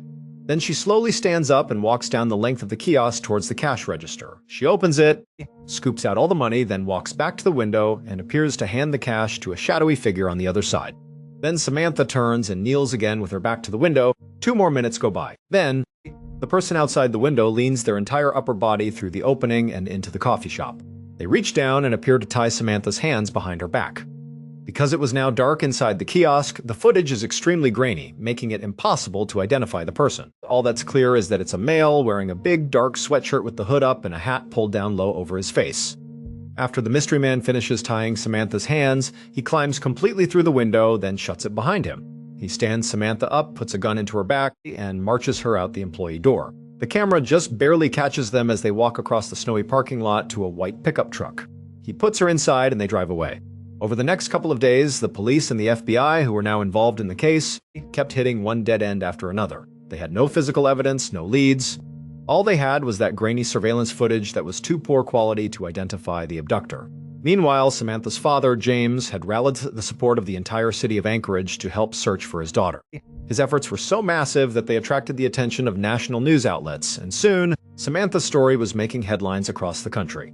This led to strangers donating thousands of dollars to a reward fund for any information leading to her whereabouts. But despite the growing reward and the intense media coverage, no one came forward with any useful information. And there was no word from Samantha or her captor. Then, on February 24th, 3 weeks after Samantha had been taken, Dwayne received a text message from Samantha's phone. It gave him directions to a specific sign inside of a nearby public park. Dwayne and James immediately shared the text with the police, and then they raced to the park, actually getting there about 15 minutes before the authorities. They walked through the park gates and down a main trail until they found the sign. It was a community bulletin board. Tacked to the corkboard was a Ziploc bag. Inside the bag was a typed ransom note. And on the note, a black and white photo had been physically Xeroxed onto the paper. It was a picture of Samantha. In the photo, she looked dazed, with a blank expression on her face. She wasn't looking directly at the camera, but just off to the side. And in the picture, a man's hand was holding up a copy of the Anchorage Daily News newspaper dated February 13, 2012. It was a proof-of-life photo meant to show that Samantha was still alive as of that date. For everyone involved, especially her father, seeing that photo was a small glimmer of hope. It was a terrible situation, but at least she was alive just last week. The ransom note demanded that James deposit $30,000 into his daughter's bank account immediately. If he did, she would be released 6 months later. Following the FBI's advice, James deposited a small portion of the ransom money into Samantha's account. Then, the FBI simply waited and watched. They knew that if anyone tried to withdraw money from that account, they would be able to track the location of the ATM. A few days later, 3 separate withdrawals were made from different ATMs within Anchorage.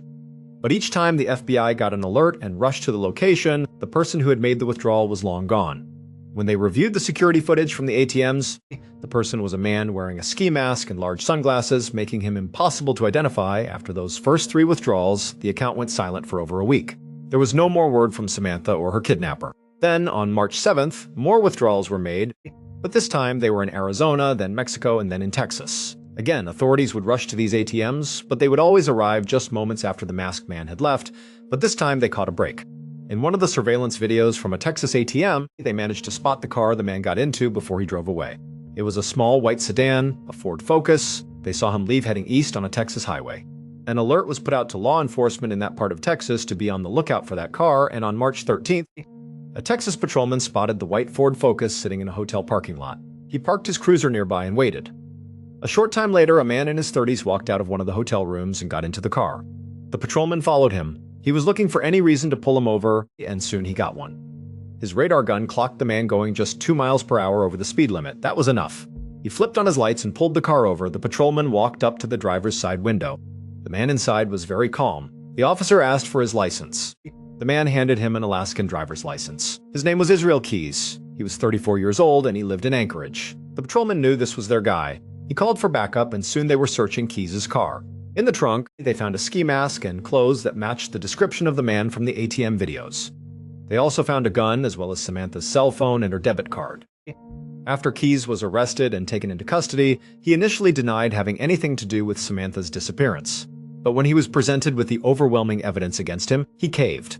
He said he would tell them the full story of what happened to Samantha, but only if they met his demands.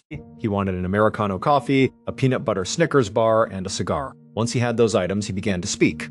And what he told them was so disturbing and so graphically violent that to this day, the FBI has not released the full transcript of his confession. What follows is the version of events based on what has been made public. On February 1st, 2012, Keys had decided he was going to rob the Common Grounds coffee kiosk. He walked up to the window, expecting to see a teenager working inside, and he was right. It was Samantha. He ordered an Americano, but as she turned around to make his drink, his plan suddenly changed. He decided he wasn't just going to steal the money from the coffee shop. He was going to steal Samantha too. When she turned back and handed him his drink, he discreetly pulled out a gun and pointed it at her, telling her it was a robbery. That's when she backed away and put her hands up. He ordered her to turn off the lights, then get on the ground. He tied her hands, then climbed through the window. He said he jammed napkins in her mouth so she couldn't scream. Then he marched her out of the kiosk and into his truck. Once they were in the vehicle, he pulled the napkins out of her mouth and told her that if she tried to escape or flag anyone down, he would kill her on the spot. He said she was very obedient. She was clearly terrified, but she was trying her best to stay composed. At some point, Keyes took her phone and sent that text message to her boyfriend Dwayne, telling him she was going to be with friends for a few days. Then Keyes told Samantha that he was holding her for ransom. Samantha told him that her family was poor and that he wouldn't get much money from them. Keyes replied, "Don't worry about it. I know they'll raise the money somehow." They drove around Anchorage for several hours. Then, around midnight, Keyes drove back to his own house. He had Samantha lie down in the back seat and he covered her with some tarps, warning her again that if she tried to escape, he would kill her. Then Keyes got out of the truck and walked into his house, where his 10-year-old daughter and his girlfriend were fast asleep. In just a few hours, Keyes and his daughter were scheduled to leave for a 2-week-long luxury cruise to New Orleans. Keyes went back out to his car. He put a blindfold on Samantha and led her down the driveway to a shed in his backyard. Once inside, he sat her on an overturned bucket and tied a rope around her neck, anchoring each end to the wall behind her, pinning her in place.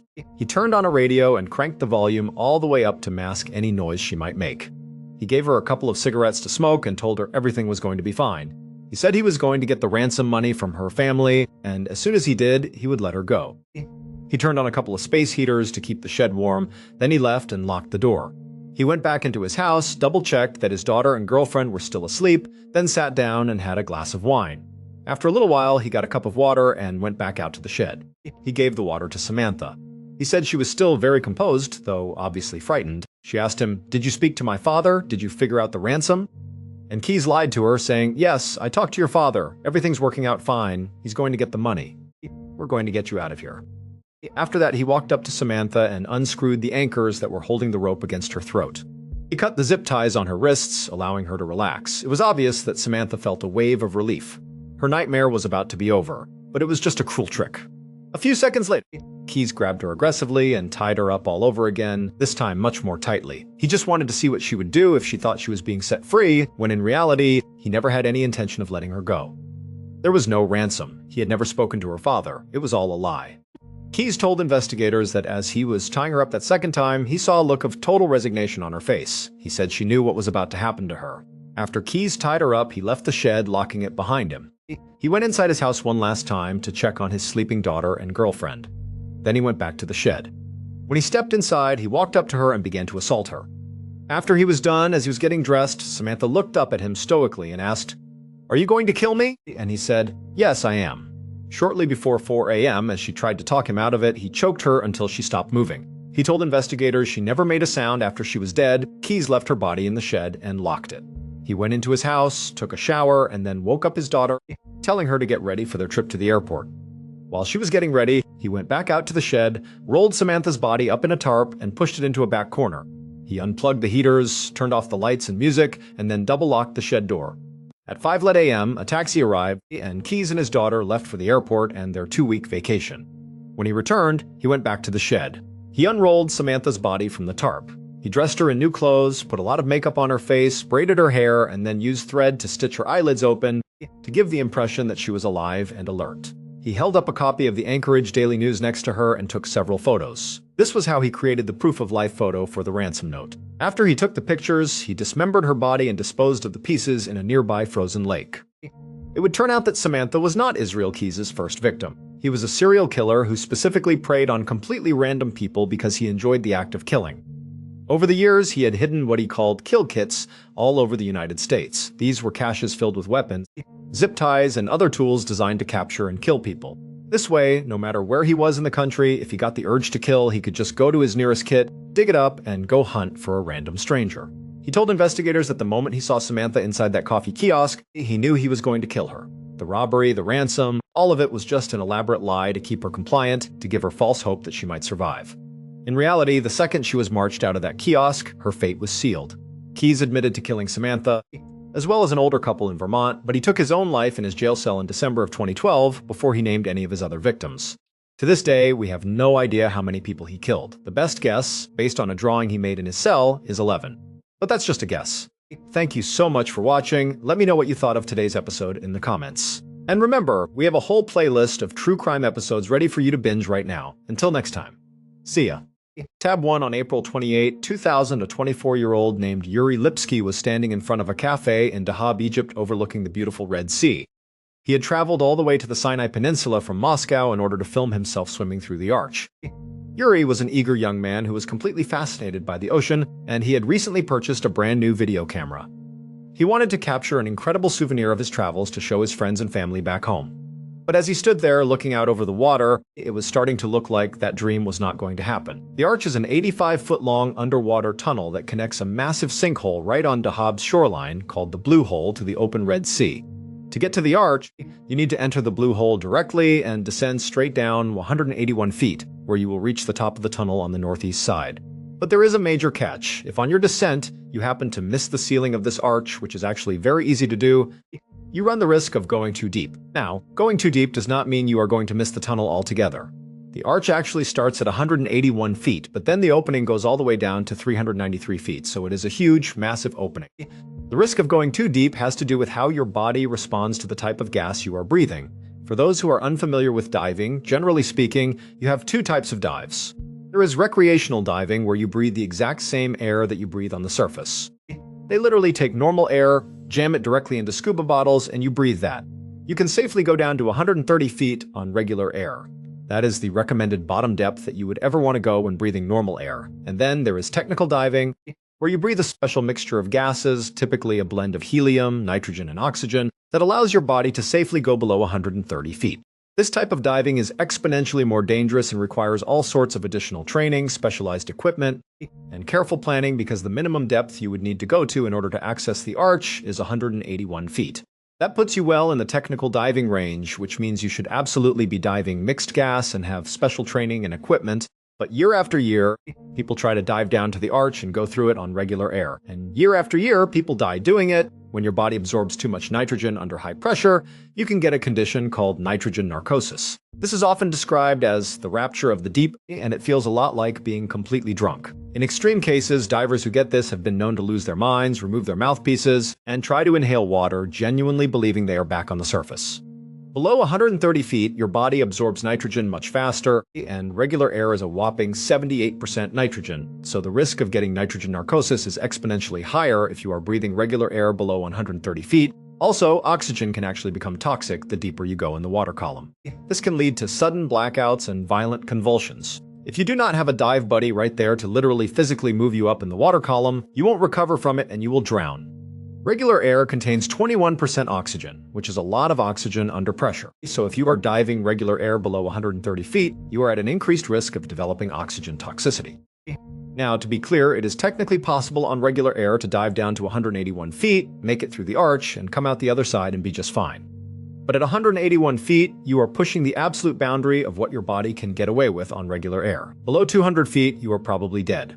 So if you are attempting to swim through the arch on regular air, you need to be paying very close attention to your depth gauge as you descend, so that you do not miss the arch and accidentally drift down below 181 feet to the very deadly 200 feet and beyond. Earlier in the day, Yuri had gone down to the edge of the Blue Hole, and he had found one of the diving instructors that taught inside the Blue Hole. His name was Tarek Omar. Yuri asked him if he would be willing to take him down to the arch to help him film himself going through it. Tarek said yes, but explained there was a condition. Tarek told him that he would need to train Yuri for at least 2 weeks before he would be considered qualified to do that dive, and they would need a special setup with a special gas mixture. But the problem was, Yuri was leaving in 2 days to head back to Moscow. He told Tarek that he needed to do this dive now.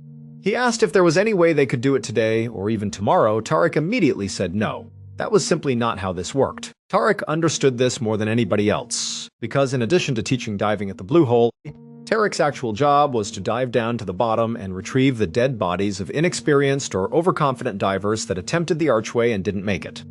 Although there is not an official body count of how many people have perished inside of the Blue Hole, locals believe it is as high as 200 people just in the last decade. After Tarek was unwilling to take him without properly training him and outfitting him with the right equipment, Yuri thanked him and walked away. But he did not stop there. He went to a couple of different other diving instructors in the area with the same request. He asked them if they would take him down in the next couple of days, and one by one, they all said no. They told him they needed to train him and that he needed special equipment. And so finally, after realizing no one was willing to do this, Yuri just left. Later that day, owners of the cafes that overlooked the blue hole remember seeing a young man who was entirely by himself walk to the edge of the water. He puts on all of his scuba gear. He puts on a helmet and then straps a big camera to the top of it, ratcheting it down as tight as he can. And then, after he has got all his stuff on, he jumps into the blue hole and disappears. That man was Yuri. Fast forward a few days, and Yuri's family back home in Moscow did not see him get off the flight he was supposed to be on. They immediately reported him missing, and the authorities in Egypt were notified. Tarek Omar was contacted to go down into the blue hole and see if Yuri was down there. Tarek hopped in the blue hole, went to the bottom, and sure enough, lying face down at the very bottom of the sinkhole was Yuri. It was a silent, eerie scene in the deep, dark water. When they brought Yuri to the surface, they realized his camera was still attached to his helmet, and it had been running the entire time. He had actually filmed his final moments. Yuri's final video exists online, so you can watch it for yourself. But here is a description of exactly what happens on that tape. After adjusting the camera on his helmet to make sure it was secure, Yuri presses the record button and jumps into the water. Investigators later confirmed that Yuri was breathing regular air from his tanks. The camera submerges and Yuri begins to sink. At first, it looks like a normal, controlled descent. He is sinking very quickly, but his breathing is steady and he is not flailing around. But then, you hear a change in the audio. You hear Yuri trying to activate his buoyancy compensator. For those who do not know, a buoyancy compensator is essentially a specialized life jacket that fits over your gear. It has a valve that allows you to pump air in or let air out so you can stay level in the water. In an emergency, you can fully inflate it to stop yourself from sinking and float back to the surface. On the video, you can hear Yuri trying to inflate his buoyancy compensator to slow down his descent. But the air is escaping. There is a leak in the system. He cannot slow down. Now, like almost all divers, Yuri was wearing a weight belt, which is very common in diving. Any diver knows that there is a quick release function on your weight belt, specifically if you are in an uncontrolled descent or if you are in an emergency situation and need to get to the surface. You can simply jettison your weight belt and go to the surface, but Yuri was panicking. He was so completely fixated on his buoyancy compensator, desperately trying to get it to work as it failed, that he never reached down for his weight belt, and so he rockets past the entrance to the arch. He goes below 181 feet, he goes below 200 feet, and he goes all the way to the bottom. He hits the bottom at 392 feet. Because the bottom of the blue hole was actually at a steep angle, Yuri begins to slide. The archway went all the way to the bottom of the hole, and if you slipped out of the blue hole there, it was a sheer vertical drop-off for thousands of feet into the deep ocean. On the camera, you see Yuri roll over. He is desperately clawing into the mud and dirt to stop himself from sliding out of the blue hole to definite death. He is trying to get himself to stop, and finally he manages to anchor himself in the dirt. It is calm for a second. He is looking around. But it is very clear from his movements that he is completely confused and disoriented. And then, the camera goes still. It is believed at this point that he either removed his mouthpiece because of severe nitrogen narcosis and inhaled water, or he was dealing with oxygen toxicity and blacked out, causing the mouthpiece to slip out. But either way, Yuri drowned at the bottom of the sea. Now, our second story takes us to South Africa, situated about an hour's drive from Johannesburg. This is where you will find the Sterkfontein Cave. The cave is incredibly famous for the ancient fossils that have been found there over the years, and also for its massive underground lake. The air inside the cave is cool and damp, smelling of wet stone and old earth. The walls of this underground lake look like Swiss cheese. There are all these tunnels and narrow passages that spider all over the place. Many of them are completely unexplored, and no one knows how deep or how far the cave actually goes. In 1984, a cave diver named Peter Verhussel, along with two of his close friends, decided they wanted to explore these passageways in the lake. Specifically, they wanted to check out a chamber called Milner Hall, which was located fairly far down in the lake. To help divers navigate, a guideline had been anchored from the surface of the lake all the way down into the different sections that had been explored. This was so cave divers could hold onto it and make their way through the pitch-black tunnels without getting lost. Now, if you know anything about cave diving, there is one golden rule that you must never break. You never let go of the guideline. And if you do, it better be extremely well planned, and you should do it with other divers present who are watching you. But the problem was, Peter was a notorious risk-taker, and he was the least experienced cave diver of the three. When they entered the lake, they were all holding onto the guideline, and Peter was the third man back, bringing up the rear. They began descending down into the dark water, and at some point, Peter's curiosity got the better of him. He left the line to go look at the cave wall where there was something he wanted to inspect. Luckily, the other two divers noticed he was gone. They swam over, grabbed him, and brought him back to the guideline. Even though you cannot communicate underwater, I am sure they looked at him like, come on.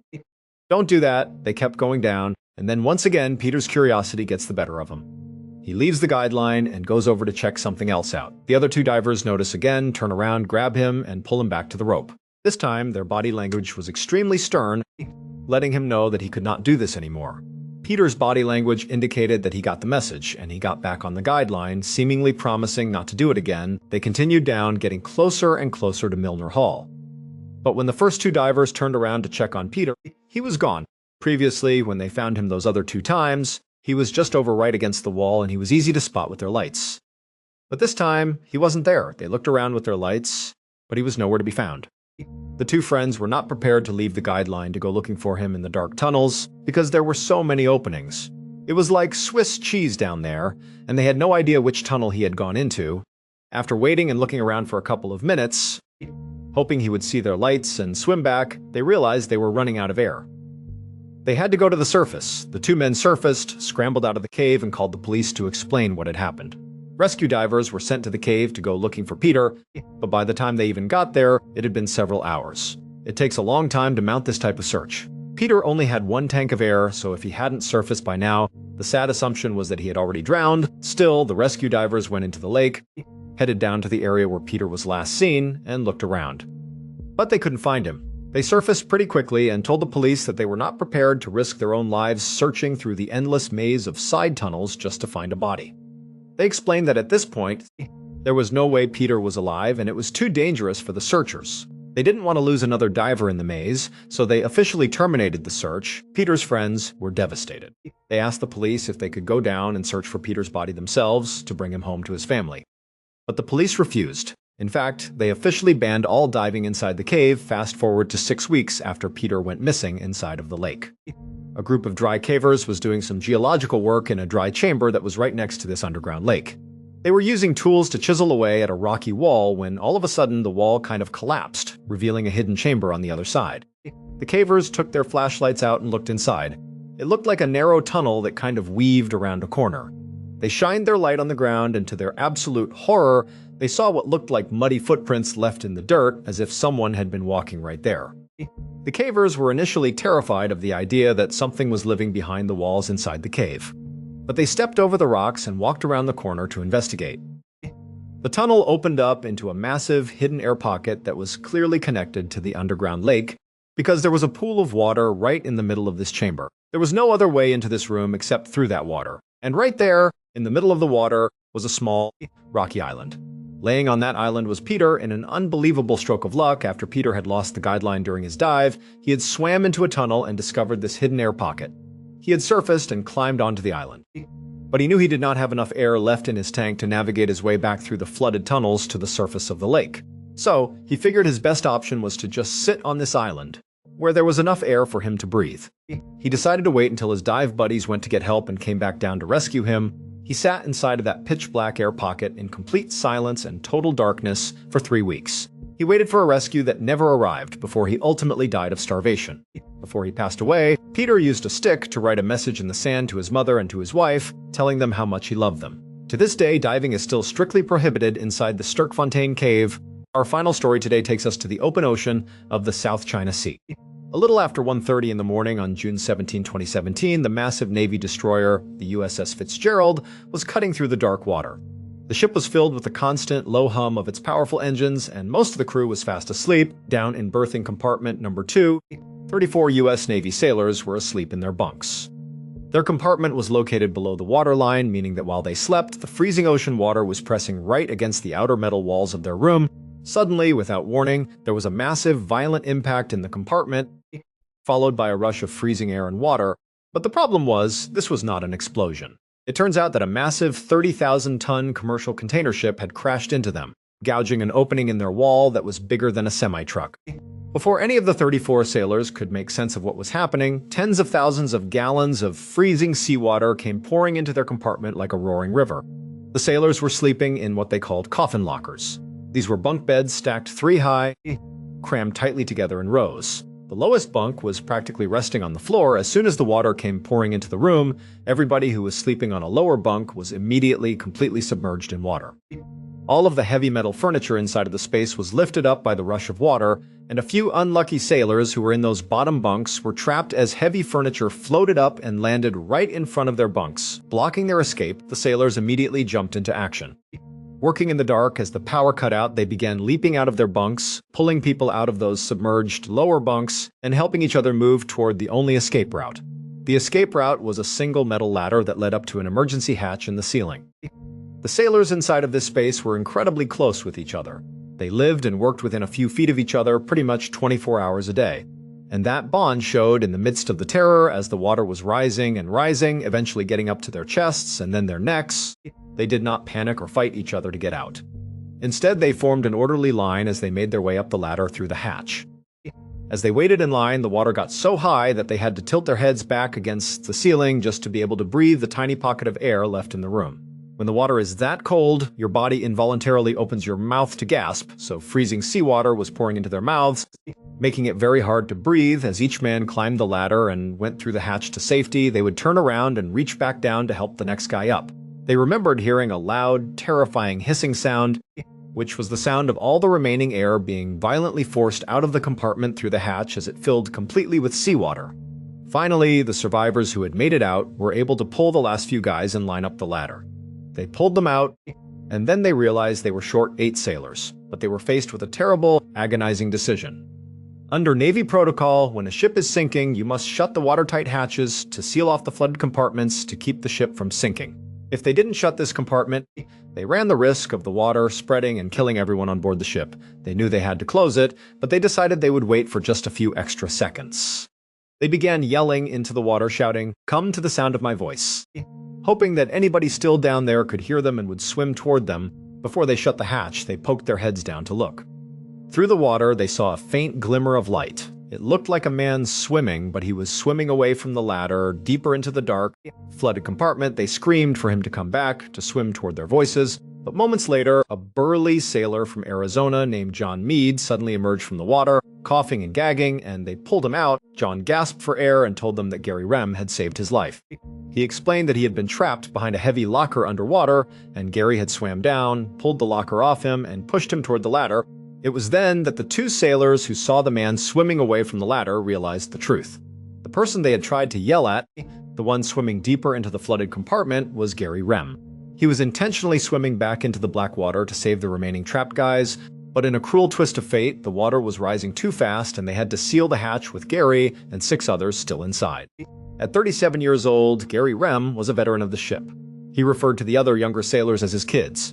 When they were on land, he would invite them over to his house for holiday meals so they wouldn't feel lonely. He was approaching 20 years of service and was planning to retire soon. Wanting to move back to Virginia with his family and become a civilian fireman, Gary was asleep inside of berthing compartment number 2 when the crash happened.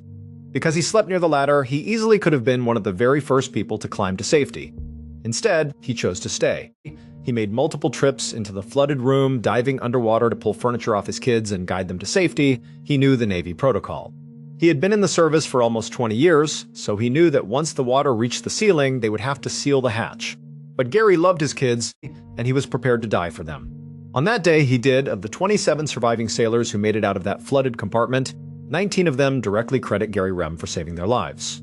His ultimate sacrifice is a reminder of the true meaning of heroism, and his legacy will never be forgotten by the men he saved. Thank you so much for watching. Let me know what you thought of today's episode in the comments. And remember, we have a whole playlist of true crime episodes ready for you to binge right now. Until next time, see ya. Short A diver vanished into Egypt's blue hole and his camera kept recording. Yuri Lipsky, a 24-year-old from Moscow, wanted one perfect underwater shot inside the Deadly Arch, warning the tunnel was far too deep for regular air. Later, cafe owners saw Yuri enter the water alone with a camera strapped to his helmet. Days later, rescuers found him at 392 feet. The twist?